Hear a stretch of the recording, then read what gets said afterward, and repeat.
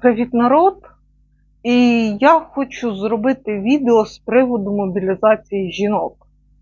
Це моя друга спроба, тому що мій попередній стрім накрився. Я не знаю, чому в мене накриваються стріми, але не про це зараз. Давайте ми поговоримо про мобілізацію жінок. Окрім того всього, що цей законопроект, якщо він буде проголосований, то знати, що він убогий сам по собі. Тому що так справи не робляться. Не в сенсі, що не можна мобілізовувати жінок. Моє відео зараз буде не про це, не про те, що прямо таки не можна мобілізовувати жінок. Мене більше цікавить суть питання. Я не проти мобілізації жінок, але я проти того, як поставили безпосередньо питання в політиці, і, якщо чесно, не лише в політиці. І знову ж таки, це не про те, що жінок мобілізовувати не можна. Не так поставлене питання в політиці, тому що не можна мобілізовувати виключно жінок. Можна мобілізовувати людей, жінок та чоловіків.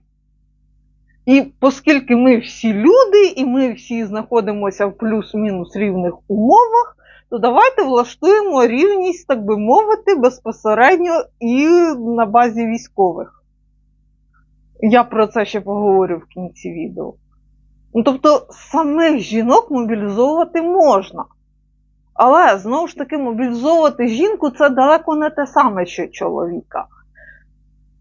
Але ми про це поговоримо трішки пізніше. Давайте я зараз затрону соціальне питання, тому що соціальний аспект мене трішки, даруйте народ, якщо прямо говорити, вкурвив. Я постараюся не лаятися, але це саме та штука. Мене сильно вибісили чоловіки. Оця радість! Ура! Нарешті! Нарешті тепер дамочок будуть мобілізовувати. І тепер ви, дамочки, нас, чоловіків, зрозумієте, чому ви, чоловіки, трішки, так би мовити, боїмося. Розумієте, в чому фокус? Знаєте, це така чоловіча поведінка, відірви і викинь, якщо чесно. Мене часто чоловіки радували, знаєте. Тобто, коли він собі вибачає, що він боягусь, трусь, так би мовити, взагалі повна безвідповідальна істота, зате він знає, що ти винна. От що ти винна, він знає. А щодо того, що він щось винен, то взагалі його не питайте. Тобто це саме така позиція, що ага, дамочки зараз ідуть на війну, зараз ви в мене, дамочки, получите по повній програмі. Тому що нам ж, це, до речі, звичайна людська психологія, часом нам мало знаходитися в якійсь хорошій позиції, тобто бути задоволеним життям в зв'язку з деякими там аспектами. Не повірите, просто жити добре людській натурі погано. От взагалі, що було б добре, це що коли ти в добрій позиції, а твій опонент, в повній дупі, от тоді тобі взагалі добре. Це погана штука зловтішання, але тим не менше, чимало чоловіків це проявили. Маю на увазі лідерів думок. Тобто я не можу відповідати за всіх чоловіків, за всю Одесу я вам не скажу, але тим не менше, деяких кадрів я спостерігала. Там одні тільки дедлайни. Ага! Буде жіночий призов! Готуйтеся! Ви нас зрозумієте! Ніфіга не зрозуміємо, чесно. Принаймні, от ви не повірите, чоловіки, але жіночий світ, він набагато жорсткіший, ніж чоловічий світ.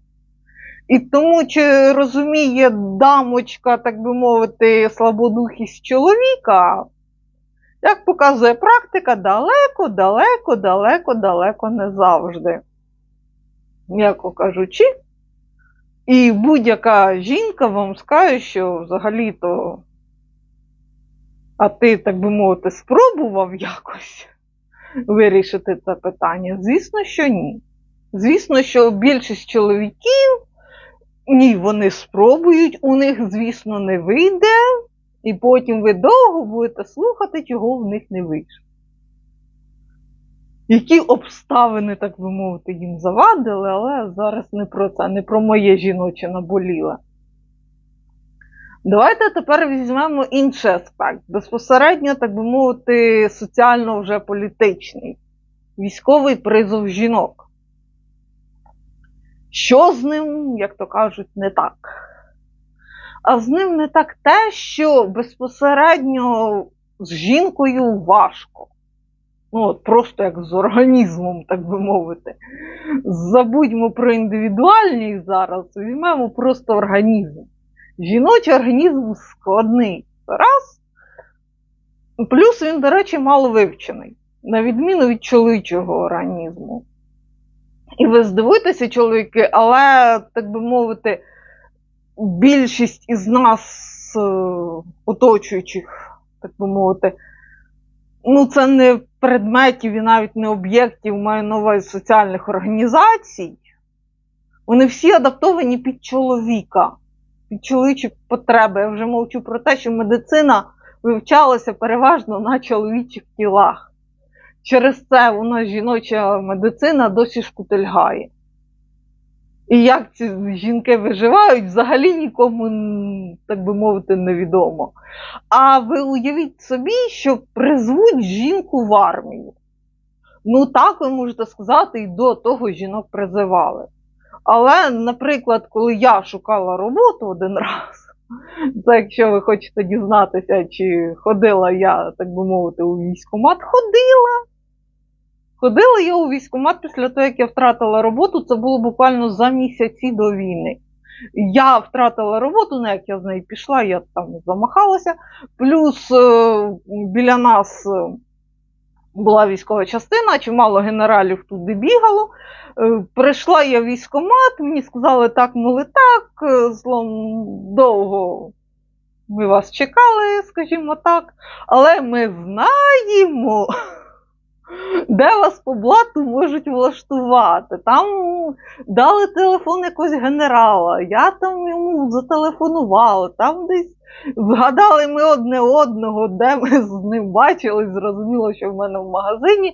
Послав він мене в якусь там частину в Одесі, подивився на мене, так би мовити, головний по тій частині, сказав, знаєте, що... Да. Тобто вони обіцяли подумати.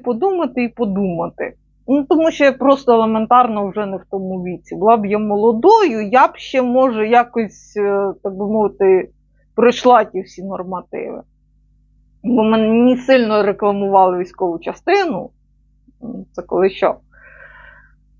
Але я не підходжу за віком. Плюс, ну я взагалі особливий тип людини. Я сильно, є російське слово впечатлительна. Ну як, я мало того, що емоційна ззовні, але я рівно настільки емоційна ззовні, рівно настільки ж я емоційна і всередину.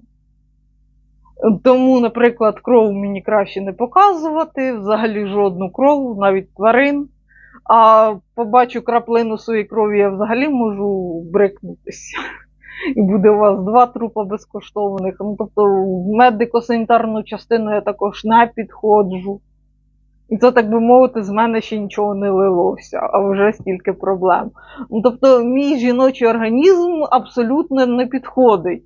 Навіть для медико-санітарної частини, не те, що для армії. Таких організмів жіночих у вас буде чимало. Тому просто отак взять, походити по вулиці і зловити жінку не раджу, те, що називається.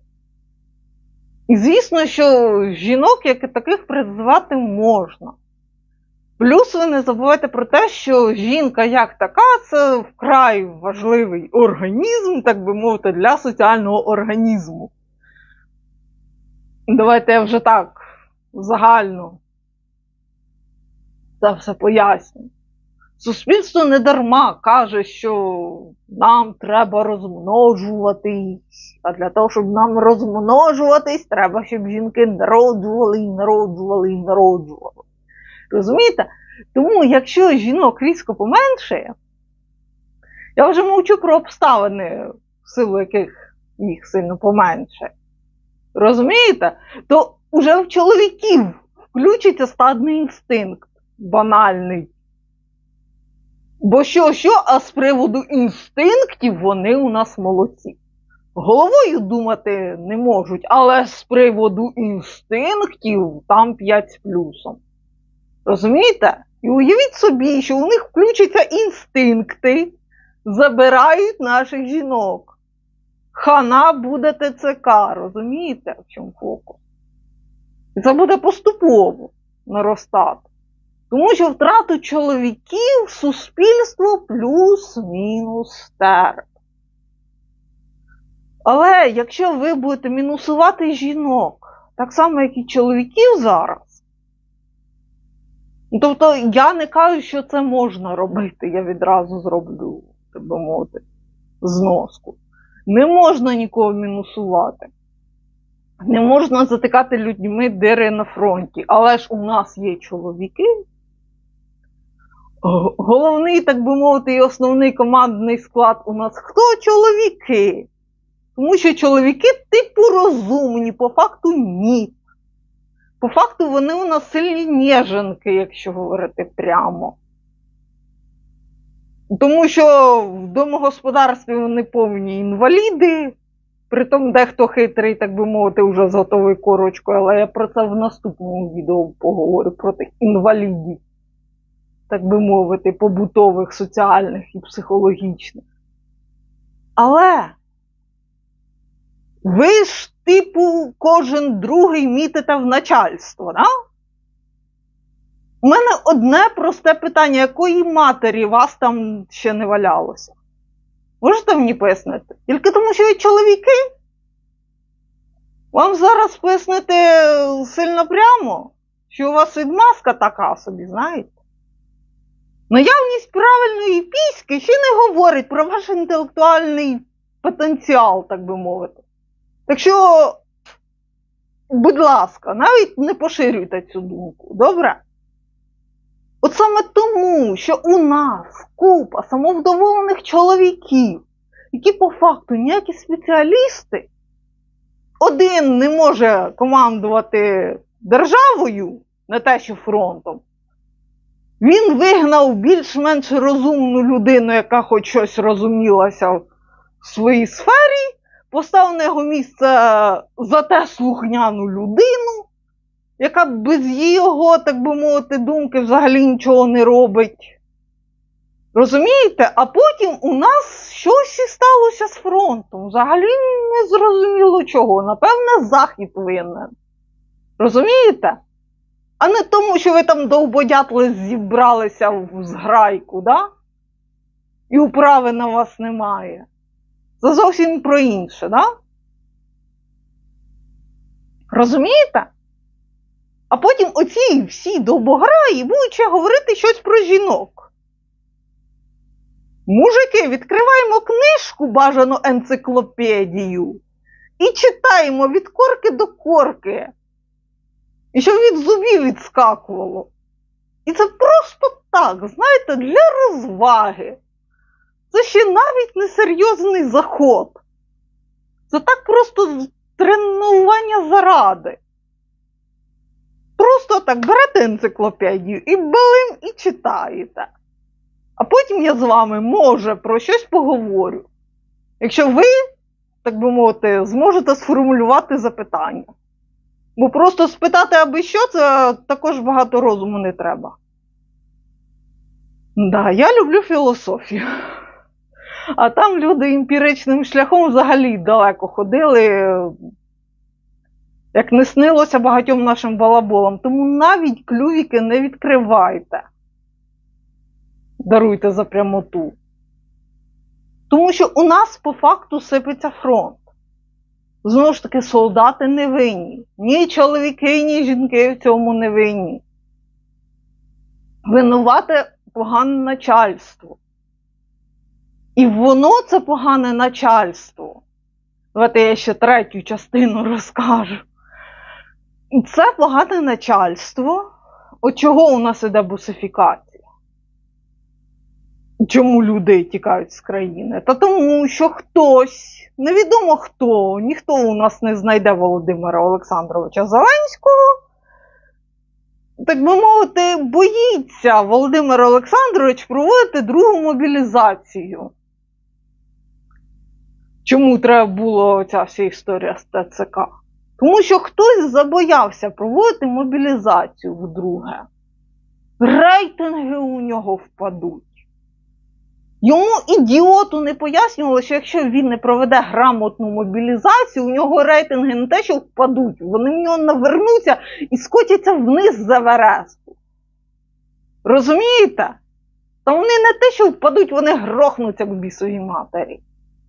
Якщо тільки він не проведе грамотну мобілізацію, від слова мобілізація. З конкретними гарантіями для кожної людини. В тому числі для чоловіка і для жінки. В тому числі з повним, так би мовити, створенням нормативів окремих для чоловіків і для жінок. Тому що, як я говорила вище, чоловіки та жінки – це два різних організми. У них різна, так би мовити, фізіологія. І один організм ми плюс-мінус знаємо, а другий, як би, велика таємниця природи. І нікого то не колише, якщо чесно. Тож, далі ми, так би мовити, гарантуємо, як держава, певні гарантії, знову ж таки, людям, тим, які солдати. Ми їм гарантуємо соціалку, ми їм гарантуємо повний, так би мовити, збір, ну, тобто форму, що там ще треба окремим родам військ, даруйте, я не знаю. Я з цього всього була тільки безпосередньо в казармі один раз, і мене накрило на декілька місяців, тому що там такі порядки, прости мене, Господи. Тобто, солдати, ви молодці. Ви молодці, але то жахливі умови, якщо чесно, навіть в казармі, навіть в межах міста. А що робиться поза містом, то, певне, краще не знати, треба розуміти. Ну, в жахливих умовах у нас утримуються солдати.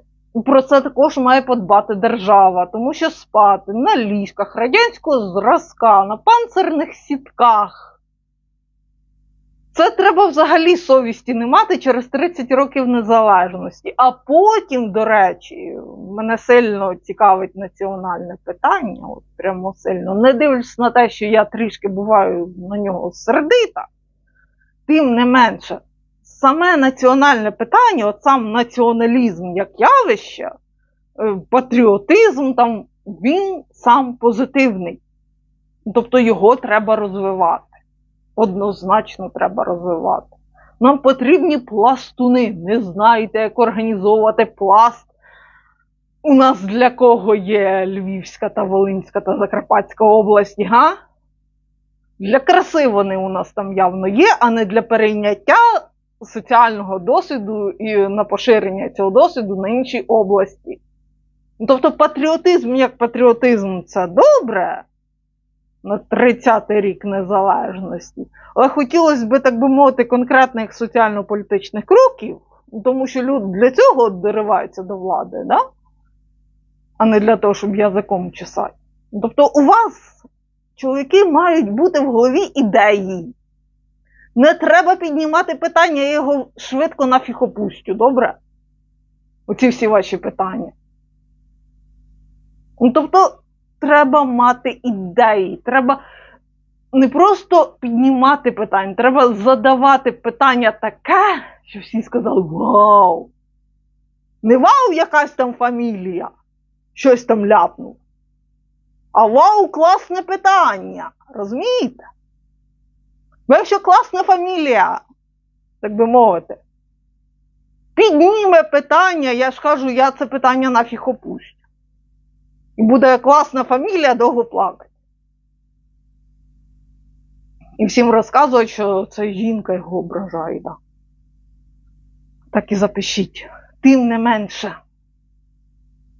У нас купа соціально-політичних проблем навіть у військовій сфері. Знову ж таки, я не проти мобілізації жінок, та сама мобілізація жінок потягне соціальний фактор. А саме рівність в правах, тому що вона зараз не спостерігається. Вона у нас як в Радянському Союзі. Рівність в правах поміж чоловіками та жінками у нас є суто номінально, а не практично. Розумієте?